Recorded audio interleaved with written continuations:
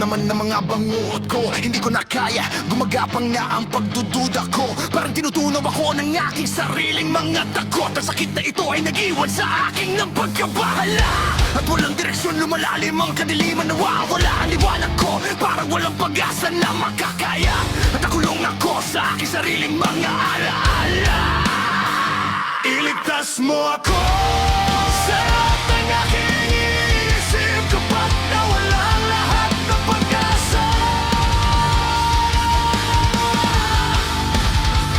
O kaya mo ba akong iligtas sa lahat ng aking sakit? Hayaan mo akong muli na maramdaman ng buhay. At bigyan mo ako ng lakas na harapin ang mga kinabukasan.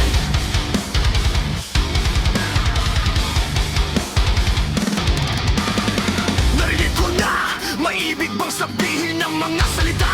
May katotohanan ba sa mga pangako? Kapag namatay sa aking pintuan, mananatili ka ba rito kasama ko? Iiwan mo rin ako sa gitna ng unos. Ang sakit na ito ay nag-iwan sa aking nang hinagpis. Parang nawawala ang aking pagkatao. Hinahanap ko ang liwanag sa gitna ng kadiliman, pero parang lalo bang nawawala. At nakulong ako sa aking sariling mga pagdududa. Iligtas mo ako sa lahat ng kanyang iniisip kapag nawalang lahat ng pag-asa. O kaya mo ba akong iligtas sa lahat ng aking sakit? Hayaan mo akong muli na maramdaman ng buhay. At bigyan mo ako ng lakas na harakin ang mga kinabukasan. Nawawala na ako sa wala. Alaala na lang, alaala na lang. Parang hindi na ako tunay na nabubuhay. May hinihintay ako para lang palayain ako mula sa mga kanegala ng sakit at pagdududa, at mabuhay na may saysay. Para palayain ako,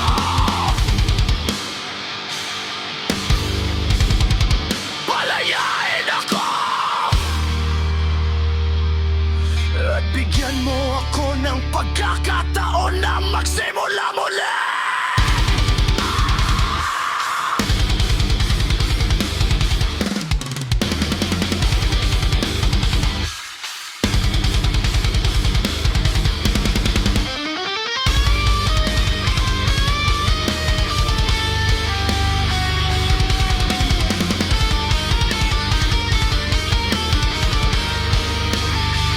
Iligtas mo ako sa lahat ng aking iniisip kapag nawalan lahat ng pag-asa. O kaya mo ba akong iligtas sa lahat ng aking sakit? Hayaan mo akong muli na maramdaman ng buhay. At bigyan niyo ako ng lakas na harapin ang mga kinabukasan. Hayaan mo akong maramdaman muli.